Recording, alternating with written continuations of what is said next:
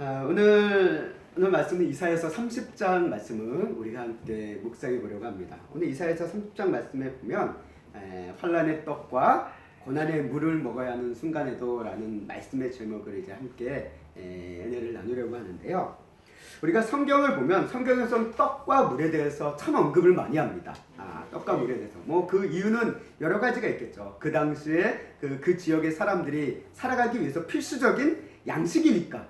물론 떡이라고는 우리 한글 성경은 떡이라고 표현하고 있지만 실제 우리가 먹는 떡과는 다르죠. 약간 무교병, 이제 우리 인도식 난 비슷한 그런 무교병이라고 그러고, 무교병 또는 유교병이라는 일종의 그런 빵 같은 것이 빵이라고 우리가 볼 수 있는데, 우리 한글 성경은 우리 한국 사람들에게 익숙한 빵보다는 떡이라고 그래서 이제 표현을 한 거예요. 이제 번역을 한 건데, 그래서 요즘 성경 다른 번역본을 보면 이거 빵이라고 또 번역하고 있습니다. 왜? 이제는 우리 한국 사람들에게 빵이 익숙해졌잖아요. 그러니까 그 원어적인 의미를 그대로 담았다라고 얘기하고 있고요. 여하튼간에 우리가 보는 성경에는 떡이라고 되어 있습니다. 떡과 물에 대한 이야기가 나오고요.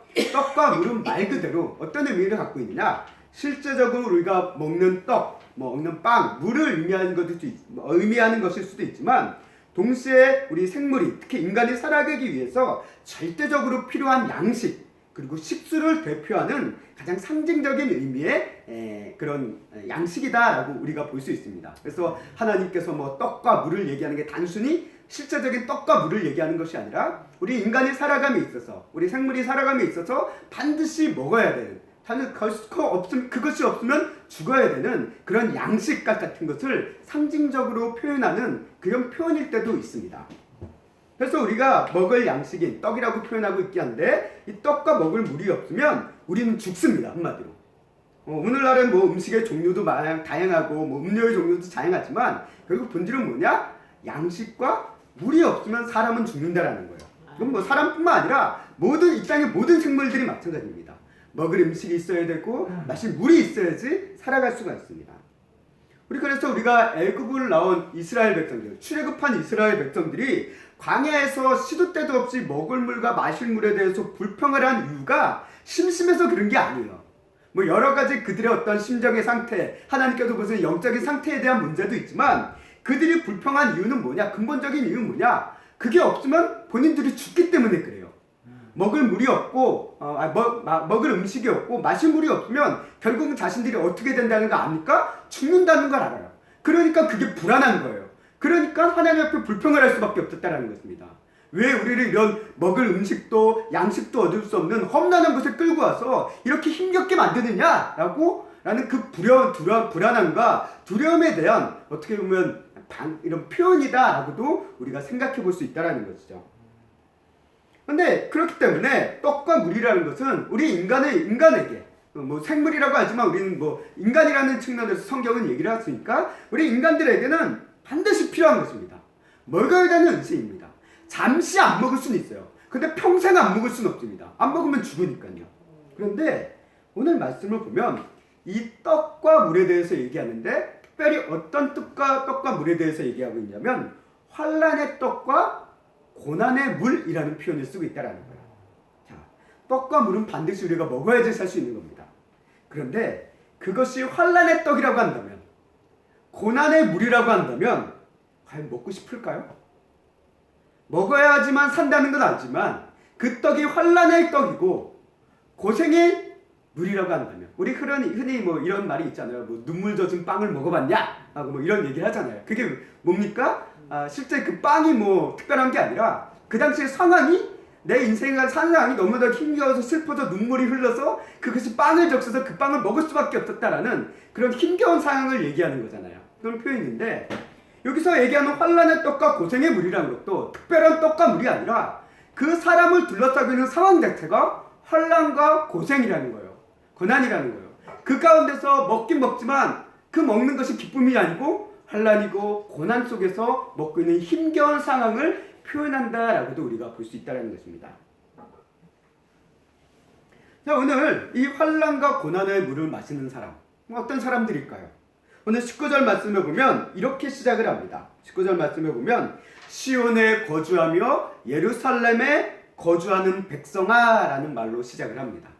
시온에 거주하며 예루살렘에 거주하는 백성.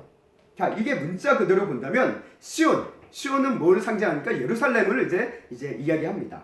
자, 예루살렘이라는 도시, 한마디로 그 도시에 거주하는 백성들을 얘기하는 것이다라고 문자적으로는 볼 수 있어요.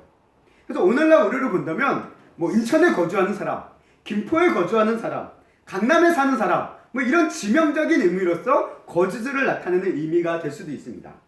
그런데 성경은 여기서 단순히 특정 지역에 사는 사람을 의미한다라기보다는 이것이 뭘 가지고 있느냐? 우리가 이사야 선지자 시대, 이사야, 우리가 지금 보는 게 이사야서잖아요. 이사야 선지자 시대가 활동했던 시대가 언제냐라고 봤을 때 이사야서를 바라보다 보면 아하스 왕, 히스기야 왕, 주로 이 두 왕, 그리고 전후의 뭐 시대의 그 왕들이 있습니다. 뭐 문하세까지도 갈 수도 있겠지만 어쨌든 중심적으로 이사야 선지자가 가장 활동했던 시기가 히스기야 왕 때라 우리가 알고 있습니다. 그 전후의 시대에 이사야가 이제 활동했다는 거예요. 그래서 이사야서 말씀을 보면 아하스 왕에 대해서 이야기하는 부분도 있다라는 것이죠. 아하스 왕은 히스기야 전의 아버지죠. 그런 시대였으니까 기간적으로는 큰 차이가 없습니다. 여하튼 이 이사야 선지자가 활동했던 시대는 주로 남유다야 히스기야 왕의 시대였는데, 이 시대는 어떤 시대였느냐? 아수르라는 제국이 팽창하는 시대였습니다. 그래서 그 강성해진 시대였고, 이 중동의 레반트 지역이라고 그랬죠. 그래서 이 중동 지역의 패권을 장악하고 있던 시기가 이 히스기야 왕의 시기였습니다. 그 결과 이제 이 아수르의 팽창의 과정 가운데 일어나는 이스라엘 민족 가운데 가장 큰 역사적인 사건은 뭐냐면 북이스라엘 멸망입니다. 북이스라엘이 멸망하고 남유다만 남은 거예요. 그리고 이 남유다도 아수르의 사네립 왕에 의해서 풍전등의 앞에 놓이게 되어지는 그 시대적인 상황이 있다는 것입니다. 결국 이 시온에 거주하는 백성, 예루살렘에 거주하는 백성이라는 것은 1차적인 의미로 봤을 때는 북이스라엘은 멸망했습니다. 그러니까 남은 건 어디예요? 남유다밖에 없는 거예요. 결국 이 시온에 거주하며 예루살렘에 거주하는 백성은 뭐냐? 남유다의 백성을 의미합니다. 1차적인 의미로서는. 근데 시온과 예루살렘은 또 어떤 것입니까? 하나님의 성전에 있는 것입니다. 그래서 가장 본질적으로 하나님의 성전, 그리고 하나님을 섬기는 백성들이 사는 곳이다 라는 것으로 대표되는 지명이기도 했었어요. 그렇기 때문에 하나님을 섬기는 자들이 사는 곳이라고도 우리가 오늘 이 말씀을 이해할 수 있습니다. 근데 문제는 뭐냐? 이렇게 본래 하나님을 섬겨야 하는 백성들인 이 이스라엘 민족이 하나님을 떠났다라는 것이 문제였다는 거예요. 그래서 하나님께서 이렇게 자신을 떠난 이스라엘 백성들을 향해서 하나님께서 말씀하고 계신 게 있는데, 그것을 뭐라고 얘기하냐면 30장 9절 말씀에 보면 그 백성들의 모습을 이렇게 표현합니다. 우리 함께 읽겠습니다. 시작. 이는 패역한 백성이요 거짓말하는 자식들이요 여호와의 법을 듣기 싫어하는 자식들이라. 본래 하나님께서 택하시고 하나님의 민족으로 하나님의 백성으로 삼아졌던 그들이 지금 하나님이 보시기에 어떤 모습이냐 라고 했을 때 패역한 백성이래요. 거짓말하는 자식들이래요. 여호와의 법을 듣기 싫어하는 자식들이다 라고 하나님께서 그들을 바라보고 평가하고 계신다라는 겁니다. 그래서 하나님을 떠나는 패역한 백성들이에요. 하나님의 말씀을 듣기 싫어하는 자식들이라는 것입니다. 그게 이제 9절 이하의 말씀에 쫙 길게 설명이 되어 있어요. 그 결과 이 아수르라는 하나님의 진노의 매 앞에 이스라엘이 패망을 하게 되고 사라지고, 그리고 남유다도 그 죄의 대가 일종을 치르고 있는 상황이 지금 현재 이사야 시대의 상황이었다라고 선지서들은 이야기를 하고 있다는 것입니다. 그래서 이사야서 30장 13절과 14절 말씀에서도 그 부분을 밝히고 있습니다. 우리 함께 읽겠습니다. 시작. 이 죄악이 너희에게 마치 무너지려고 터진 담이 불쑥 나와 순식간에 무너짐 같게 되리라 하였은즉 그가 이 나라를 무너뜨리시되 토기장이가 그릇을 깨뜨린 같이 아낌없이 부수시리니 그 조각 중에서 아궁이에서 불을 붙이거나 물덩이의 숭덩이에서 물을 뜰 것도 얻지 못하리라. 아멘. 오늘 이 말씀 보니까 하나님께서 이 죄악이 뭡니까? 하나님을 떠난 죄악이에요. 하나님의 말씀을 거역한 죄악이에요. 그런 죄악을 저지른 그 백성들에게 그 죄악의 결과가 임한다라고 얘기하고 있습니다. 그게 마치 담이 한순간에 갑자기 무너지듯이 너희에게 임할 것이다 라고 이제 말씀하고 있습니다. 그러면서 14절에 표현하기를 그 모습이 마치 뭐와 같냐? 토기장이가 그릇을 깨뜨린 같은데 그 깨뜨린 조각 중에서도 쓸모있는 게 하나도 없을 정도로 산산조각 낸다라는 말씀을 하세요. 그래서 아궁이에 불을 붙이거나 물덩이에 물을 뜰 것조차도 없을 만큼 박살을 내버리시겠다라고 얘기하시는 거예요. 우리 뭐 그릇을 깨보면, 우리가 뭔가를 깨면 보면 크게 쪼개지는 것도 있고 작게 쪼개지는 것도 있잖아요. 그 중에 크게 쪼개지는 것은 많은 대로 뭔가를 풀 때 써먹을 수 있는데 그것조차도 없을 정도로 박살을 내시겠다라는 얘기를 하나님께서 지금 하시는 겁니다. 그런 하나님의 진노의 매가 임했고 그 결과 북이스라엘은 망했습니다. 그럼에도 불구하고 백성들은 여전히 하나님께 돌아가지 않고 있다는 게 그들 현재의 심각한 상황이었다는 것이죠. 그래서 30장 15절 16절 말씀에서 이렇게 얘기하십니다. 이렇게 죄로 쳤어요. 그래서 이 15절 말씀에 우리 함께 읽겠습니다. 주 여호와 이스라엘의 거룩하신 이가 이같이 말씀할 때 너희가 돌이켜 조용히 있어야 구원을 얻을 것이요 잠잠하고 신뢰하여 힘을 얻을 것이거늘 너희가 원하지 아니하고 이르기를 아니라 우리가 말 타고 도망하리라 하였으므로 너희가 도망할 것이요 또 이르기를 우리가 빠른 짐승을 타리라 하였으므로 너희를 쫓는 자들이 빠르리니. 아멘. 하나님께서 치심으로 너희에게 이제 잠잠하고 하나님께도 돌아와라 라고 얘기를 하셨는데 그들은 그럼에도 불구하고 여전히 우리는 싫다, 우리는 이 위기 속에서 벗어날 길, 하나님의 어떤 진노에서 벗어날 길을 우리 스스로 찾아서 도망가겠다, 더 멀리 도망치겠다 라고 이야기하는 게 15절 16절 말씀입니다. 하나님으로부터 더 멀리 가겠대요. 하나님으로부터 더 멀리 떨어지겠대요. 그게 지금 이스라엘 백성들의 가장 큰 심각한 상황이라는 거예요. 그게 이스라엘 백성들만 그럴까요? 우리들도 그렇다는 것입니다. 우리들도 문제 앞에 하나님 앞에 회개해야 되는 순간이 있는데 그 순간을 우리가 깨닫지 못하고 여전히 미련하게 하나님부터 멀어지고 여기 이 위기에서만 벗어나면, 이 상황에서만 벗어나면 될 수 있을 거야 라고 벗어나고 발버둥 치려는 그런 모습들이 우리에게 있다는 것이죠. 이스라엘 백성들도 지금 그 같은 모습 속에 있다는 것입니다. 이렇게 하나님부터 그 죄에 대한 대가를 치고 그럼에도 불구하고 회개치 않고 여전히 멀어지려고 했던 그 백성들을 향해 하나님께서는 어떤 말씀을 하시느냐? 놀랍게도 이런 말씀을 하십니다. 18절 말씀 함께 읽겠습니다. 시작. 여호와께서 기다리시나니 이는 너희에게 은혜를 베풀려 하시며 일어나시리니 이는 너희를 긍휼히 여기려 하십니다. 대저 여호와는 정의의 하나님이십니다. 그를 기다리는 자마다 복이 있도다. 아멘. 이런 패역한 백성, 거짓말하는 자녀, 이런 자녀들, 하나님의 말씀을 듣기 싫어하는 그 자녀들, 그래서 하나님을 멀리 떠나가서 여전히 고난 속에서도 그것을 깨닫지 못해서 멀리 떠나간 그런 자식들임에도 불구하고 하나님께서 뭘 하시겠다고요? 기다리시겠다라는 얘기를 하십니다. 내가 너희를 기다리겠다.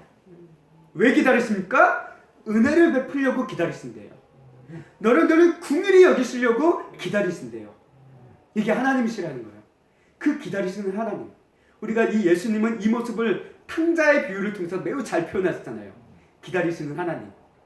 하나님을 떠났음에도 불구하고 그러나 그가 언제든지 다시 돌아오기까지를 기다리시는 그 하나님을 이사야 선지자를 통해서 벌써 미리 우리에게 말씀하고 계셨다는 것입니다. 그리고 이와 같은 말씀을 하십니다. 그 기다리시는 하나님을 기다리는 자마다 복이 있다라고 얘기하고 있어요. 하나님께서 우리를 기다리고 계시고 그런 하나님을 또 기다리는 백성들, 하나님의 구원을 사모하며 하나님을 바라보며, 어떻게 보면 이 기다리는 자들은 어떤 사람들일까요? 앞서 얘기했던 죄악으로 인해서 그런 환난과 고난 속에 빠지게 되어지는 힘겨운 상황 속에서 하나님께 소망을 두고 서 있는 사람들을 우리가 이야기할 수 있다는 것입니다. 결국 시온과 예루살렘 백성들은 누구냐라고 봤을 때 19절에서 얘기하는 그들이 단순히 예루살렘이라는 한 시온이라는 그곳에 그냥 머물고 있는, 그곳에 땅을 사서 머물고 있는 그런 어떤 땅 주인들이 아니라 그 본질은 뭐냐? 기다리시는 하나님을 만나기 위해 기다리는 백성들이라는 거예요. 다시 얘기하면 하나님의 구원을 바라보며 하나님의 은혜를 바라보며 하나님의 긍휼하심을 기다리며 하나님을 믿는 백성들이다라고 우리가 이해해 볼 수 있다는 것입니다.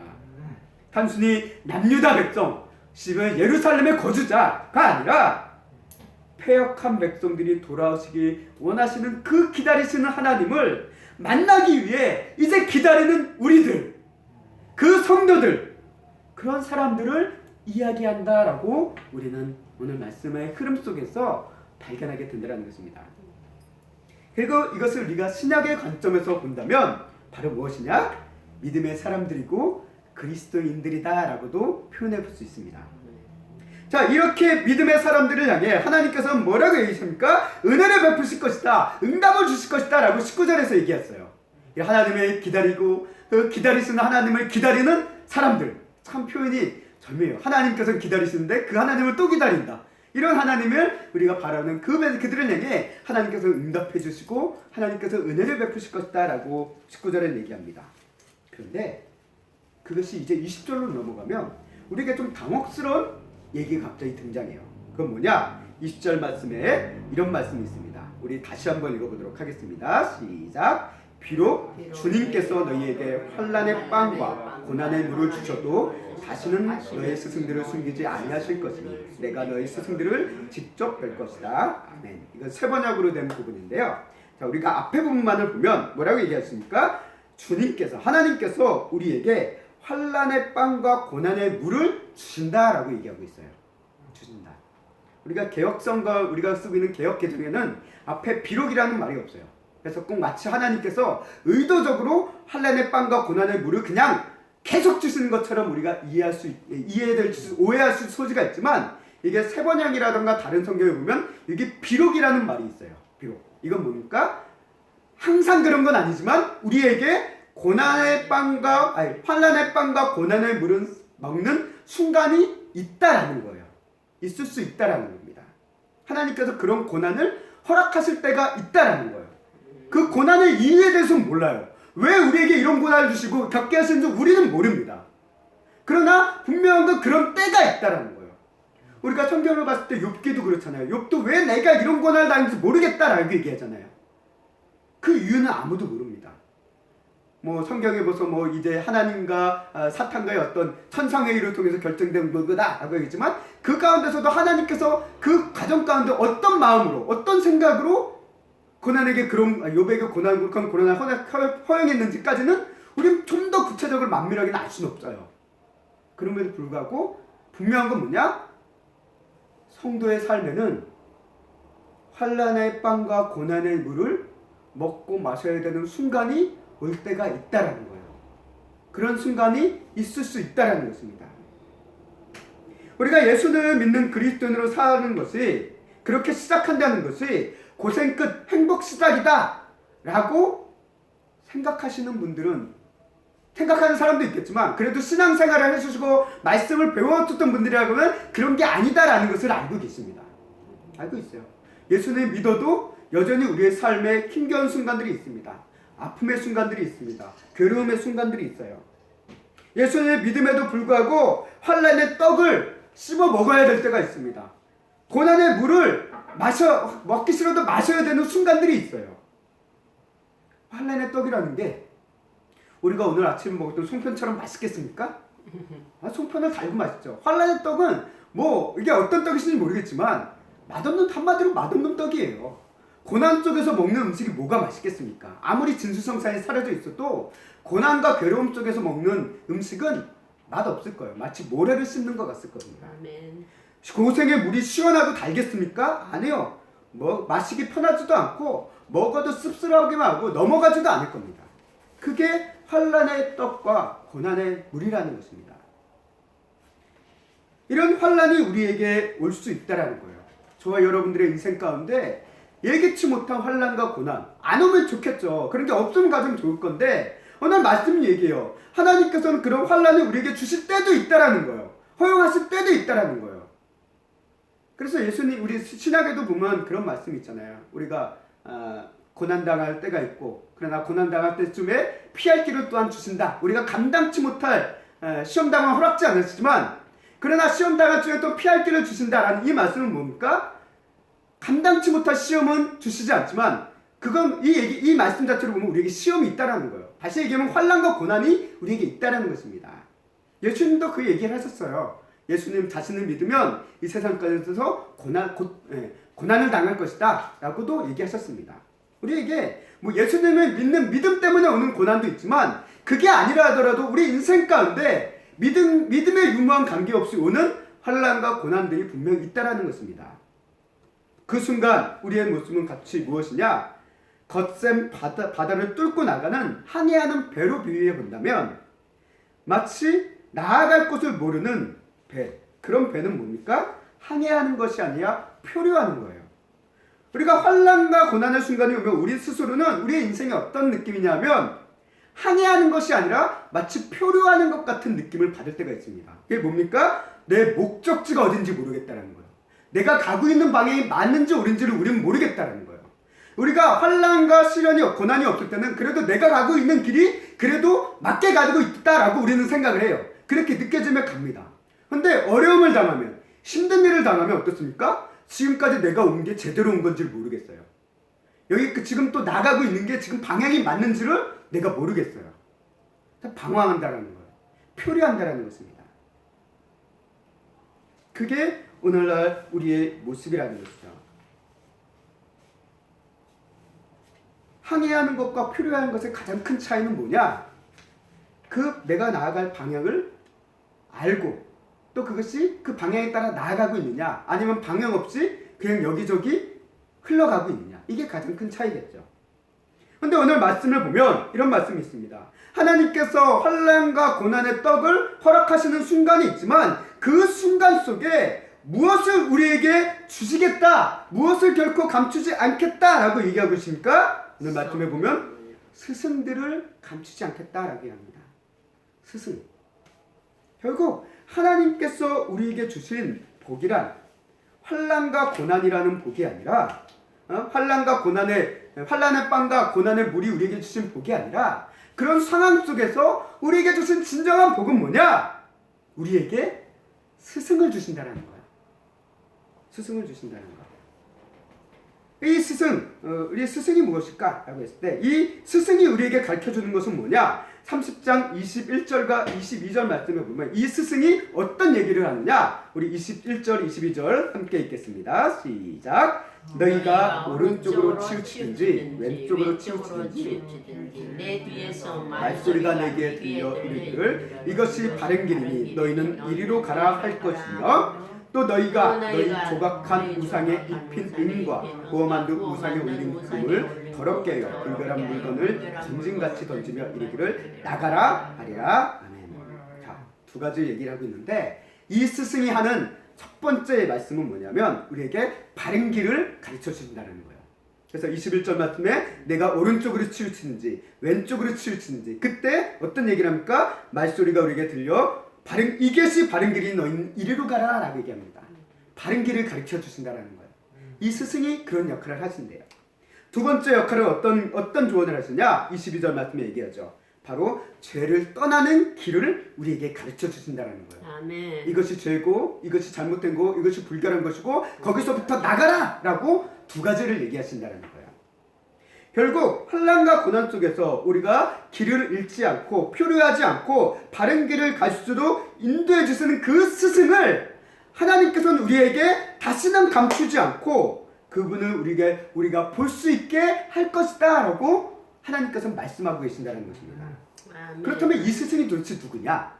이 스승이 누구냐라고 했을 때 우리가 공동 번역을 통해서 우리가 카톨릭과 우리 개신교가 함께 사용하기 위해서 번역했던 그 성경인데 우리는 요즘 사용하진 않죠. 그러나 어쨌든 같은 뜻을 모아서 번역했던 공동 성경을 보면 이와 같이 번역을 하고 있습니다. 우리 함께 20절 말씀을 다시 한번 읽겠습니다. 시작! 주께서 너희에게 겨우 연망한 빵과 가까스로 목을 축일 물밖에 주지 않으셨지만 그는 너희 스승이 되어 다시는 너희를 외면하지 아니하시니 너희가 그를 스승으로서 눈앞에 항상 모시게 되리라. 아멘. 자, 주께서 너희에게 연망한 빵과 가까스로 목을 축일 물밖에 주지 않으셨지만 환난과 빵과 고난의 물이죠. 그러나 그가 누굽니까? 주님을 얘기하고 있습니다. 환난의 빵과 고난의 물을 허락하신 그 주님이 이제 우리의 스승이 되신다는 거예요. 우리의 스승이, 하나님이 우리의 스승이 되신다는 겁니다. 그가 우리를 외면치 않고 그가 우리의 눈앞에 계신다라는 것을 하나님께서 말씀하고 계신다는 거예요. 바로 이 스승이 누구냐라고 했을 때 하나님을 성경은 우리에게 얘기하고 있습니다. 그리고 이것이 좀 더 구체적으로 이제 신약의 의무를 통해서 이 스승이 도대체 누구냐라고 했을 때 명시가 명확하게 됩니다. 바로 예수 그리스도를 이야기합니다. 우리의 스승은 예수님이라는 거예요. 그 예수님이 우리에게 우리의 스승이 되어줘서 우리의 갈 길을 인도해 주시는 그런 하나님이시다라는 것을 예수님께서 선언하셨고 우리의 복음서를 통해서 그 말씀을 우리가 발견하게 됩니다. 그리고 이 예수님을 우리의 스승 되시는 그 예수님이 이제는 성령님을 통해서 우리에게 말씀하고 계시고 우리를 인도하고 계신다는 거예요. 그래서 하나님께서는 예수님을 통해 우리에게 모든 것을 가르쳐줬고 우리의 모든 삶의 모본을 보이셨습니다. 그렇기 때문에 예수님의 말씀과 삶 자체가 우리에게 주시는 인생의 조언이에요. 인생의 모델입니다. 그리고 성령님께서는 그런 예수님의 말씀과 삶에 대해서 깨닫게 하시고 적용점을 우리에게 알려주심을 통해서 우리가 환난과 고난의 순간 속에서 어디로 가야 될지 어떤 방향으로 나아가야 될지를 우리에게 일깨워 주신다는 거예요. 그런 스승으로서 이제 우리에게 오셨다라고 우리가 구약과 신약을 통틀어서 우리가 바라볼 수 있게 된다는 것입니다. 그래서 요한복음 말씀에 보면 이렇게 얘기하고 있죠. 요한복음 말씀에서도 요한복음 14장 26절과 16장 말씀, 이 말씀에 우리가 보면 하나님 예수님께서 얘기합니다. 보혜사 하나님 아버지께서 내 이름으로 오신 성령 그가 너희에게 모든 것을 가르칠 것이다 라고 얘기합니다. 아멘. 스승의 역할은 뭡니까? 가르치는 게 스승이잖아요. 아멘. 가르치시는 거예요. 근데 뭘 가르치냐? 아무거나 가르치는 게 아니라 예수님께서 말씀하신 것, 예수님을 통해서 이야기하는 하나님 말씀, 하나님의 뜻, 이것들을 성령님이 우리에게 가르치시고 생각나게 하신 그런 스승으로서 지금 역사하실 것이다 라고 얘기했고, 그 진리의 성령님이 우리에게 오셔서 그가 우리에게 스스로 말하는 것이 아니라 오직 들은 것을 그리고 장래일을 너희에게 말할 것이다 라고 16장 말씀에서도 얘기하십니다.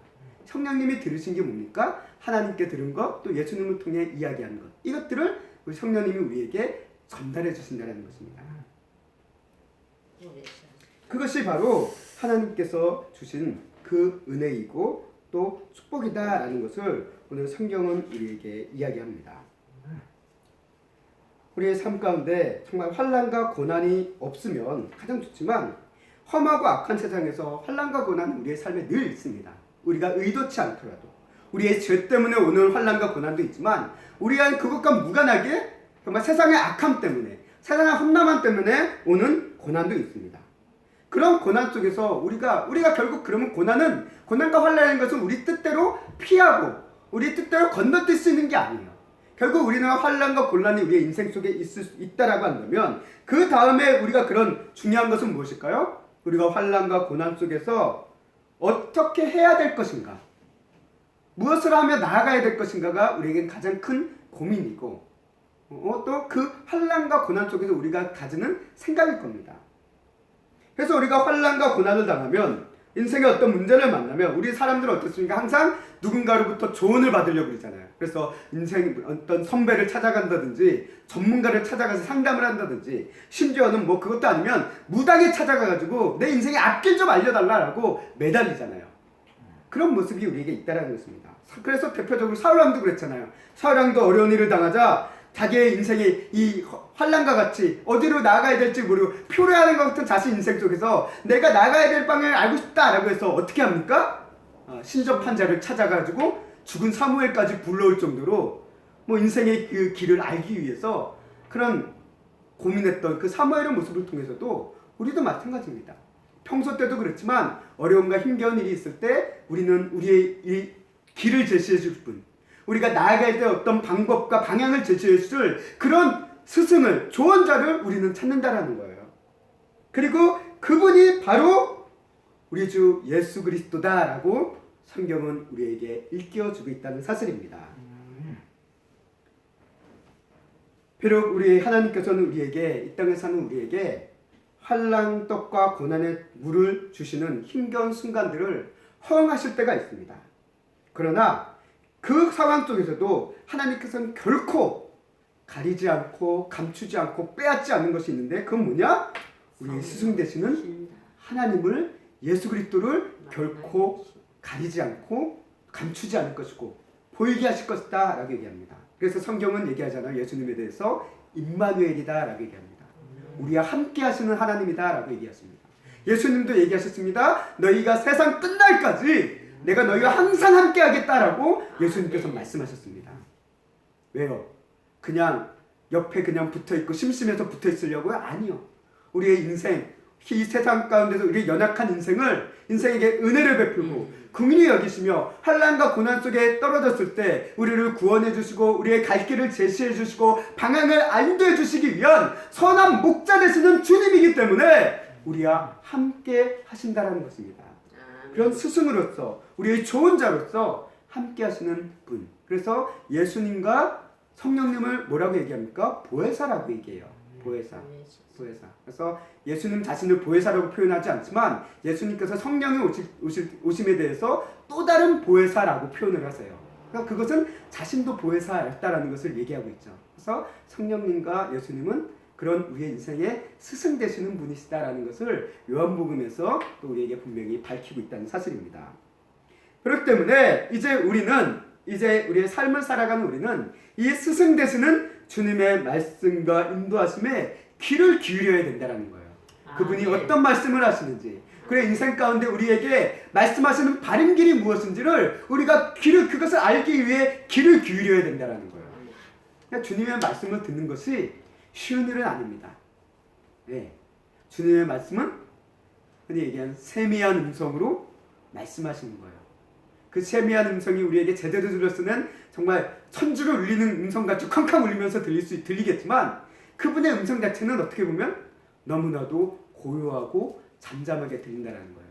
그래서 엘리야도 광야 속에 시내산 아래 갔을 때 막 천둥이 치고 폭풍이 물어치고 뭐 화산이 쏟는 그런 곳에서도 하나님의 음성을 들리는 것이 아니라 그냥 고요한 가운데 세미한 음성이 엘리야가 듣게 된 것처럼 하나님의 음성은 물론 그런 거친 풍랑같이 거대하게 울릴 수도 있지만 대부분의 우리의 삶 속에서는 고요한 가운데서 울리신다라는 거예요. 그 고요한 말씀을 듣기 위해서는 우리가 잠잠해야 된다는 거예요. 그래서 아까 15절 말씀에서도 얘기하잖아요. 너희가 잠잠해라 라고 얘기합니다. 잠잠해라. 그래서 우리가 하나님의 말씀과 기도를 듣는 이 삶도 우리의 마음을 잠재우고 하나님의 말씀에 듣기 위한 그런 훈련의 과정들이다라는 것을 우리는 매번 기억하면서 그 과정을 거쳐 나가야 된다는 것입니다. 하나님께서는 말씀과 기도를 통해서 우리에게 일깨워 주십니다. 그 말씀을 듣기 위해서는 우리의 마음이 고여야 돼요. 우리의 마음에는 항상 여러 가지 생각이 있습니다. 세상이 주는 생각, 근심과 걱정, 또 사단이 주는 생각, 잡생각 막 뜨고 있어요. 우리가 기도하거나 말씀을 읽다 보면 어떻습니까? 그런 잡생각 때문에 집중이 안 될 때가 많잖아요. 그런 것들이 우리 안에 있다는 것입니다. 그것들이 다 사라지고 잠잠해질 때 비로소 우리는 하나님의 말씀을 들을 준비가 되어졌고 그때 하나님의 음성이 서서히 들리기 시작할 것임을 성경은 우리에게 얘기합니다. 사무엘도 그렇잖아요. 그래서 주님 말씀하시옵소서 내가 듣겠나이다 라는 그 말씀을 통해 하나님의 말씀을 들을 준비가 된 자들이 하나님의 말씀을 들을 수 있다는 거예요. 그냥 들리지 않습니다. 들을 준비가 된 자들, 그러기 위해서 마음이 고요하고 하나님을 기다리는 자들, 그런 자들에게 하나님의 음성이 들리기 시작한다는 것입니다.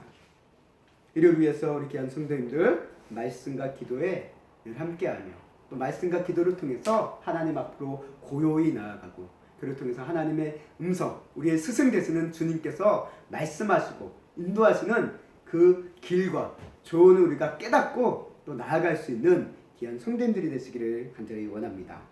그래서 오늘 말씀 가운데 보면 우리 세번역이라든가 이런 데 보면 스승들이라고 복수로 표현되어 있는데 이것은 뭐냐? 하나님은 삼일체 하나님이시니까 복수, 그래서 의미에서 하나님도 많겠지만 하나님께서는 또 그런 하나님께서 직접적으로 얘기하시지만 하나님께서 택하신 사람들을 통해서 우리에게 알려주시는 때도 있기 때문에 그런 의미에서 또 스승들이라고도 바라볼 수 있을 것 같습니다. 그래서 어떤 목사님들의 설교라든가 어떤 목사님들이 쓴 책이라든가 간증이라든가 이런 것들을 통해서 일깨워주는 순간도 있다라는 거죠. 그래서 하나님께서는 다양한 방법들을 통해서 분명한 우리에게 인생의 길을 제시해주고 또 가르쳐주고 있다는 것을 네. 성경은 우리에게 일깨워주고 계십니다. 오늘 이 자리에 함께하는 귀한 성도 여러분, 오늘 말씀을 통해서 우리가 알기를 원합니다. 우리가 환난과 고난 속에서 힘겨움은 그 환난과 고난을 나 혼자 헤쳐나가야 될 때, 그 방향을 잡을 수 없는데 조언해 줄 사람이 없을 때, 참 그게 정말 힘든 일이 아닐까 생각되어집니다. 근데 성경이 얘기합니다. 환난과 고난 속에서 우리가 기댈 분이 있다라는 거예요. 우리의 길을 인도해 주시고 우리의 방향을 잡아 주실 분이 있다라는 것입니다. 그 스승이 계십니다. 바로 예수 그리스도입니다. 그분은 바로 우리를 기다리시는 하나님이시고, 하나님은 자신을 찾고 기다리는 자를 만나 주시고 은혜를 주시고 응답을 주시는 그런 하나님이심을 오늘 말씀이 얘기합니다. 하나님은 환난과 고난 속에 있는 우리, 비록 환난과 고난이 아니라 하더라도 매 순간 우리를 가르치시고 인도하시는 스승으로서, 좋은 자로서, 보호자로서 우리와 함께 하시는 그 하나님 예수 그리스도가 함께하고 계심을 오늘 말씀은 우리에게 얘기합니다. 성도 여러분, 우리는 혼자가 아닙니다. 우리의 스승이신 예수님께서 우리와 함께하고 계시고 성령님께서 우리와 함께하고 계심을 믿으시기 바랍니다. 그래서 이 하나님을 떠나는 정말 어리석은 이스라엘 백성들, 그로 인해서 고난을 당하고 나라가 멸망에 휩싸이고 그로 인해서 정말 연명할 빵과 정말 가스가스로 먹을 물밖에 얻을 수 없는 그런 비참한 상황에 처하는 그런 상황 속에 있는 그들을 향해서도 하나님께서는 그런 어리석은 길을 가는 백성의 삶이 아니라 하나님을 기다리고 하나님의 말씀을 듣기 위해 귀를 기울이며 하나님을 찾고 하나님을 바라보고 하나님을 기다려 만나는 우리 귀한 샘교회 성도님들의 한 사람 한 사람들의 삶이 될 수 있기를, 또 그런 은혜가 함께함으로 또 주님의 그 스승 되시는 주님의 인도하심과 조언에 따라 바른 길을 가게 되어지는 정말 선한 길 가운데 하나님께서 인도하시는 그 가장 아름다운 길을 향해 나아갈 수 있는 우리 귀한 샘교회 성도님들이 될 수 있기를 주님의 이름으로 간절히 소망하고 축원합니다. 아멘.